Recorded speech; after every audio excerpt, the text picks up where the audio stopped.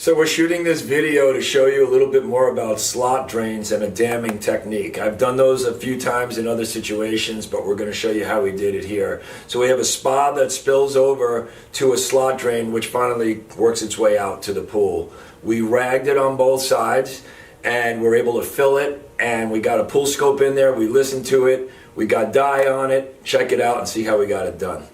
So here's the layout of the pool. As we were explaining, we have a spillway over in the spa and we have slot drains. You can see it's very tight. You don't have much room for anything. So what we do is we dam the area. We're gonna stuff towels on this side and on the other side that we just pointed to, and we're gonna build the height of the water up in there.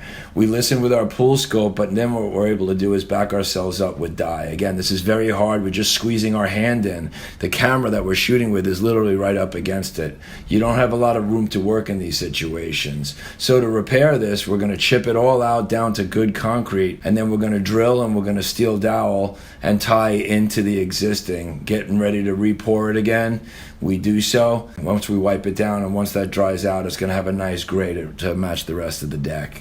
So that's how we got this job done. For more information, visit our YouTube channel and check out our website, Leaktronics.com.